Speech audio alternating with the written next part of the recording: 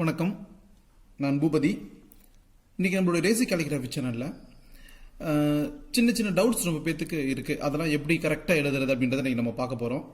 ஒரு small alphabets இருக்குது பார்த்தீங்களா, அல்ஃபபெட்டில் ஸ்மால் லெட்டர்ஸில் நம்ம எப்படி எப்படின்னா எழுதலாம், எப்படி எப்படிலாம் எழுதக்கூடாது அப்படின்றத இன்றைக்கி நம்ம பார்ப்போம்.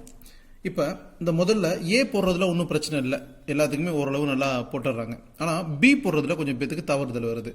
அது என்ன காரணம் அப்படின்னா, இங்கே பாருங்களேன், பி எப்படி போடணும்னா இங்கே ஆரம்பித்து ஸ்லாண்டிங் வந்து இப்படி ஒரு சின்ன ஹூ கொடுத்து இதே லைனில் வந்து இப்படி வளைக்கணும். இதுதான் பி. ஆனால் என்ன பண்ணுறீங்க அப்படின்னா, இங்கே பாருங்களேன், இப்படி ஆரம்பித்து இதெல்லாம் கரெக்டு. ஆனால் இங்கே வந்து இப்படியே வளைச்சிட்றீங்க, இந்த மாதிரி வளைக்கிறீங்க. இந்த மாதிரி பண்ணக்கூடாது, இது தப்பு. ஏன் காரணம்னா, இந்த பியை பொறுத்த வரைக்கும் இந்த தேர்ட் லைனில் டச் பண்ணி தான் வளைக்கணும். இங்கே பாருங்களேன், இங்கே போடுறேன், இப்படி வளைச்சு இங்கே வந்து இங்கே டச் பண்ணி அதுக்கப்புறம் இப்படி வளைச்சு தான் இப்படி போடணும். இது பி. இப்படி போட்டோம்னா நமக்கு பர்ஃபெக்டாக இருக்கும். அடுத்து டியில் இதே மாதிரி ஒரு பிரச்சனை நடக்குது. அது என்னென்னு பாருங்களேன். இதில் டி எப்படி போடணும் அப்படின்னா, ஒரு அப்பர் ஹூக், மறுபடியும் வந்து ஒரு லோயர் ஹூக் கொடுத்து மறுபடியும் ஸ்லாண்டிங் லைன் போயிட்டு மறுபடியும் கீழே வந்து ஒரு லோயர் ஹூக். இதுதான் பர்ஃபெக்ட் டி. ஆனால் டியில் என்ன பண்ணுறீங்க அப்படின்னா, கரெக்டாக இதெல்லாம் போட்டுட்டு இப்படியே வளைச்சிட்றீங்க. இப்படி பண்ணுறப்ப என்ன ஆகுதுன்னா, இங்கே பாருங்கள், இந்த இடத்துல ஒரு கேப் தெரியுது, இந்த இடத்துல ஒரு கேப் தெரியுது. அது ரொம்ப லெட்டராக ரொம்ப அசிங்கமாக இருக்கும். அப்போ நம்ம என்ன பண்ணணும்னா, எப்படி பர்ஃபெக்டாக எழுதணும் அப்படின்னா, இங்கே பாருங்களேன், நீங்கள் எழுதுகிறப்பயே upper hook, lower hook, slanting line அதுன்னு சொல்லிக்கிட்டே எழுதணும். Upper hook, lower hook, slanting line, அவ்வளோதான். சார், அப்போ நான் வேர்ட்ஸ்லாம் எழுதுறப்ப, சென்டென்ஸ்லாம் எழுதுறப்ப இப்படி சொல்லணுமா அப்படின்லாம் கேட்கக்கூடாது. இது சும்மா நீங்கள் பிகினர்ஸ் ஸ்டேஜில் மட்டும் இந்த மாதிரி நீங்கள் பண்ணிக்கணும். அடுத்து பாருங்களேன், எஃப் பாருங்களேன், இது தவறு. எஃப் பாருங்களேன், ஆக்சுவலாக எஃப் எப்படி போடணும் அப்படின்னா, இப்படி ஆரம்பித்து ஸ்லாண்டிங்காக வந்து இதே லைனில் கீழே வந்து இப்படி பண்ணணும். இதுதான் எஃப். இதுதான் பர்ஃபெக்டான எஃப். ஆனால் எப்படி போட்டுடுறீங்க அப்படின்னா, இங்கே ஆரம்பிக்கிறீங்க கரெக்டாக, இங்கேயும் கரெக்டாக வருது, இங்கே வந்துட்டு இப்படி வந்துடுறீங்க, நீங்கள் இப்படி போடுறீங்க. அதுலேயும் சில பேர் எப்படி போடுறாங்க அப்படின்னா, இங்கே பாருங்களேன், இப்படி போடுறாங்க. இது ரெண்டுமே தவறு. இந்த மாதிரி பண்ணவே கூடாது. இந்த கேலிகிராஃபியில் எது ரொம்ப அழகு அப்படின்னா, இந்த ஹூக்கு தான் அழகு. இந்த ஹூக் இருக்குது பார்த்தீங்களா, இதுதான் ரொம்ப அழகு. அந்த கேலிகிராஃபி அந்த லெட்டருக்கு ரொம்ப கூடுதல் அழகை கொடுக்கறதே இந்த ஹூக்ஸ் தான். இப்போ பாருங்களேன், எப்படி எழுதுறேன் பாருங்களேன், வந்து இதே லைனில் அப்படியே ஸ்லாண்டிங்காக கீழே வந்து ஒரு லைட்டாக பெண்ட் பண்ணி அப்படி போய் இப்படி பண்ணணும். இப்படி எழுதுறப்ப ரொம்ப அழகாக இருக்கும். இது எஃப்.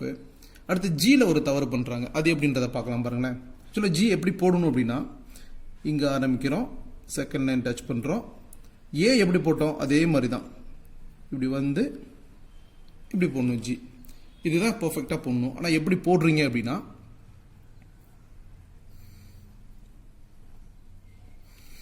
இப்படிலாம் போடுறீங்க. இது தவறு. இந்த மாதிரி போடக்கூடாது. இந்த கேப்புன்றதே வரவே கூடாது எப்பயுமே லெட்டர்ஸில். அதனால நம்ம எப்படி எழுதணும் அப்படின்னா, upper hook, lower hook, slanting line, அப்படி சொல்லிக்கிட்டே எழுதிங்கன்னா உங்களுக்கு தப்பு வரவே வராது. இது ஜி. அடுத்து பாருங்களேன், ஹைச் பாருங்களேன். ஹைச்சில் இது பர்ஃபெக்டாக போடுற ஹைச். இப்படி தான் போடணும். ஆனால் எப்படி போடுறீங்க அப்படின்னா, சில பேர்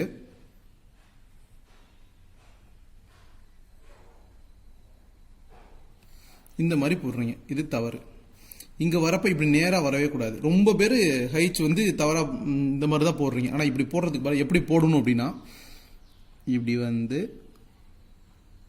அப்படி போயிட்டு மறுபடியும் அதே லைனில் இப்படி தான் வரணும். இங்கே போகிற ஹூக்கு அப்படியே வளைச்சி கீழே வரணும். இதுதான் பார்க்க அழகாக இருக்கும். இப்போ இன்னொரு தடவை எழுதுறேன் பாருங்களேன், இப்படி போட்டால் தான் அழகாக இருக்கும். சரிங்களா? இது ஹைச். ஜே பாருங்களேன், பர்ஃபெக்ட் ஜே எப்படி போடுறது, இப்படி வந்து ஸ்லாட்டிங் அதே லைனில் போயிட்டு இப்படி போட்டுருணும். இதுதான் பர்ஃபெக்ட் ஜே. ஆனால் எப்படி போடுறீங்க அப்படின்னா, இந்த கேப் எல்லாத்துக்கும் காரணம் இந்த தேர்ட் லைனில் டச் பண்ணாமல் வளைக்கிறதுனால தான். இப்படி தான் போடுறீங்க ஜே. ரொம்ப இடத்துல நம்மளுடைய வியூவர்ஸ் கேட்டது ஜே எப்படி போடுங்க சார் அப்படின்னு சொல்லி கேட்டது தான். இந்த ஜே இப்படி தான் போடுறீங்க. ஆனால் இப்படி போடவே கூடாது. ஆக்சுவலாக எப்படி போடணும் அப்படின்னா, இங்கே பாருங்களேன், அப்படியே வந்து இப்படி வரணும். கேப் இங்கே கேப்பே இருக்காது பாருங்கள். அப்படி எழுதுனா தான் ரொம்ப நல்லாயிருக்கும். இது ஜே. கே பாருங்களேன், இப்படி வந்து இப்படி போட்டால் தான் இது கே. இப்படி தான் போடணும். ஆனால் நீங்கள் என்ன பண்ணிடுறீங்கன்னா இப்படி நேராகவே போட்டுடுறீங்க. இப்படி போட்டுறீங்க நேராக. இது கிடையவே கிடையாது. நம்ம என்ன படிச்சிருக்கிறோம், ஸ்லாண்டிங் லைன் அப்படின்னு சொல்லிட்டு. இது ஸ்லாண்டிங் லைன் கிடையாது, இதெல்லாம் ஸ்லாண்டிங் லைன். அப்போ ஸ்லாண்டிங் லைன் எப்படி போகிறது, இப்படி வந்து டச் பண்ணி இங்கே டச் பண்ணி இவ்வளோ இது பண்ணி அவ்வளோதான். ஓகே, எல் எல்லாத்துக்கும் தெரியும். ஆனால் ஓரளவு என்ன பண்ணிடுறீங்கன்னா எல் கொஞ்சம் ஸ்லாண்டிங்காக போட்டோம்னா பார்க்கறதுக்கு ரொம்ப அழகாக இருக்கும். எல்லாருமே என்ன பண்ணிடுறீங்க, இப்படி போட்டுடுறீங்க. எதுக்கு இந்த கேப் வரவே கூடாது. சரிங்களா? அந்த கேப் வந்துச்சுனாவே அந்த லெட்டர்ஸ் வந்து பார்க்கறதுக்கு ரொம்ப அழகாக தெரியாது. இப்போ பாருங்க, நான் 2 இதில் எழுதியிருக்கேன். இங்கே கேப் இருக்கவே இருக்காது, இங்கேயும் கேப் இருக்காது. அப்போ இது தவறு, இப்படி போடக்கூடாது. இதுவும் தவறு, இப்படி போடக்கூடாது. இதுவும் தவறு, இப்படி போடவே கூடாது. சரிங்களா? இப்படி தான் இது வந்து எல். ஓகேங்களா?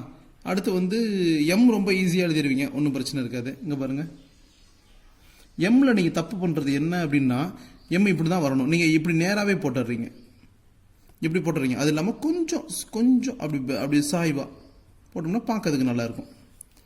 இது வந்து எம். ஓகேங்களா? என் உங்களுக்கு எல்லாத்துக்குமே தெரியும். இதுதான். அடுத்த இதில் நான் அடுத்த வீடியோவில் என்னிலேருந்து இசட் வரைக்கும் எப்படி என்ன பண்ணுறீங்க அப்படின்றத நான் அப்புறமேட்டு சொல்கிறேன். நான் இது ரொம்ப கவனமாக நீங்கள் கவனிக்கணும். இது எதுக்காக நான் இந்த வீடியோ போடுறேன் அப்படின்னா, நம்மளோட சேனலில் பார்த்து கமெண்ட் பண்ணவங்களும் ரொம்ப பேர் இருக்காங்க.